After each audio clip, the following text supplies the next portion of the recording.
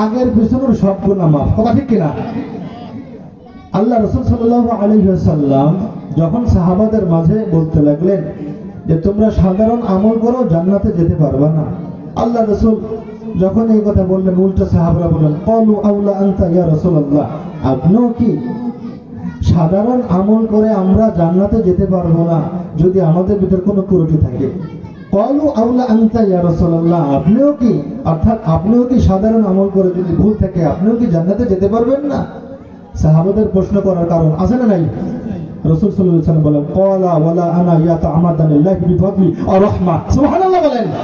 আল্লাহ রাসূল সাল্লাল্লাহু আলাইহি ওয়াসাল্লাম বলেন, হ্যাঁ আমি আল্লাহ তাআলার নির্দেশ অনুযায়ী যদি কুরআন অনুযায়ী কাজ না করি, আল্লাহ তাআলার কুরআন অনুযায়ী যদি না চলি, আমি আল্লাহ তাআলার অসন্তুষ্টিতে অবশ্যই জাহান্নামী হয়ে যাব।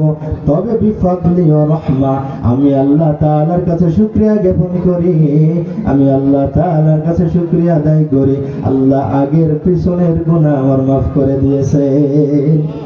সুবহানাল্লাহ বলবেন না? এই রাসূলকে ইহুদিরা প্রশ্ন করেছিল, আপনি কবে করে পয়গম্বর? আপনাকে তো ছোটকাল থেকে আমরা শুনি আল আমিন, আপনি একজন সত্যবাদী ছিলেন, আপনি একজন মুহাম্মদ, আপনি এখন নিজেকে রাসূল দাবি করতেছেন, আপনি এখন নিজেকে রাসূল দাবি করতেছেন, আপনি কবে কর নবী বলেন? রাসূলুল্লাহ সাল্লাল্লাহু আলাইহি ওয়াসাল্লাম বলেন, তোমরা কি জানতে চাও? শোনো, আল্লাহ তাআলা আমাকে কবে থেকে নবী বানাইছেন? আল্লাহ রাসূল বলেন, আদম কুনতু নাবিয়্যান ওয়া আদম বাইনার রূহি ওয়াল জাসাদ। আল্লাহু আকবার বলেন। রাসূলুল্লাহ সাল্লাল্লাহু আলাইহি ওয়াসাল্লাম বলেন, আল্লাহ রাসূল সাল্লাল্লাহু আলাইহি ওয়াসাল্লাম বলেন, আদম কুনতু নাবিয়্যান ওয়া আদম বাইনার রূহি ওয়াল জাসাদ।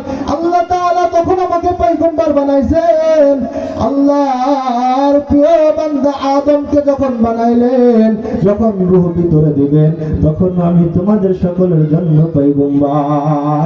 সুবহানাল্লাহ। রাসূল সাল্লাল্লাহু আলাইহি ওয়াসাল্লাম সমস্ত পয়গম্বরের পয়গম্বর। বিশ্বাস জান, तमाम পৃথিবীতে মাখলুক, সমস্ত মাখলুকের পয়গম্বর। কথা ঠিক কিনা? রাসূল সাল্লাল্লাহু আলাইহি ওয়াসাল্লাম বলেন, লিবাবুল হামদ, আমি প্রশংসার পতাকা যখন জান্নাতের ভিতরে ফয়সালা হয়ে যাবে, আমি সামনে আমার পিছনে আবু বকর থাকবে, লিবাবুল হামদ, আমি প্রশংসার পতাকা নিয়ে যাব। কারণ तमाम পৃথিবীতে সমস্ত পয়গম্বর থেকে, সমস্ত মানুষ থেকে আমি আল্লাহর শুকরিয়া বেশি আদায় করেছি। সুবহানাল্লাহ বলেন।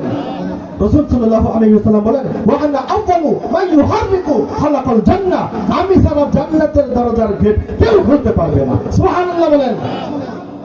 রাসূলুল্লাহ সাল্লাল্লাহু আলাইহি ওয়াসাল্লাম বলেন, ওয়া আনা আউয়ালু মান ইউহাররিকু হালাকাল জান্নাহ, হালাক মানে শব্দ করা, অর্থাৎ এরকম শব্দ করা। আপনারা একজনের বাড়িতে গেলে তখন হালাকা শব্দ করেন না? এই বাড়িতে কেউ আছেন? সালাম দেন। রাসূল সাল্লাল্লাহু আলাইহি ওয়াসাল্লাম তৎক্ষণাৎ যাবেন, যাওয়ার পরে টক টক দিবেন, অর্থাৎ ভিতরে যে রিদওয়ান ফেরেশতা আছে সে তো দেখতে পারতেছে না, দেখতে পারতেছেন।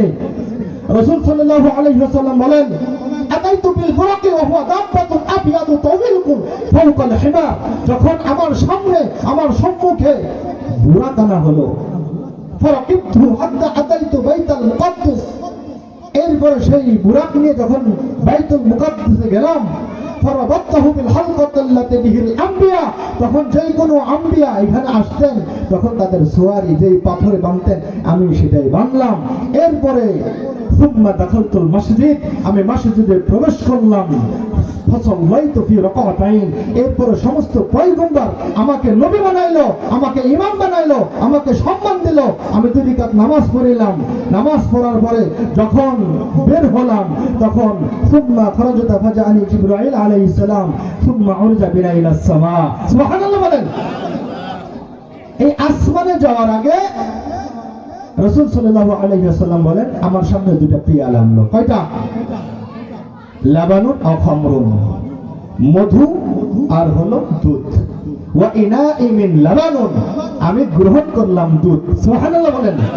ফাক্তাতু লাবানা ইখতারতু, হযরত জিবরাইল আলাইহিস সালাম বলেন, আপনি সুন্দর জিনিসটাই ধরেছেন আপনার উম্মতদের ফায়দার জন্য। সুবহানাল্লাহ বলেন। আল্লাহ রাসূল মদ ধরেন নাই, তিনি দুধ গ্রহণ করেছেন। এরপরে সুম্মা উরজা বিনা ইলাস সামা, এরপরে তিনি চলে গেলেন আসমানে। আসমানে যাওয়ার পরে ফাস্তাফতাহা, আসমানের দরজা খোলা দেওয়ার জন্য নির্দেশনা দেওয়া হলো। আল্লাহু আকবার বলেন। একটা জিনিস মনে রাখবেন, গায়েবের মালিক কে জানেন? ফেরেশতারাও গায়েবের মালিক না। শুধু আল্লাহ রাসূল সাল্লাল্লাহু আলাইহি ওয়াসাল্লাম জান্নাতের গেটে হালকা ঠক ঠক শব্দ করলেন। কেন করলেন?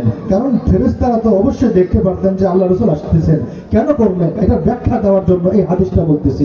আল্লাহ রাসূল মিরাজের রাত্রে যে গেলেন, এটার একটু নমুনা দেখা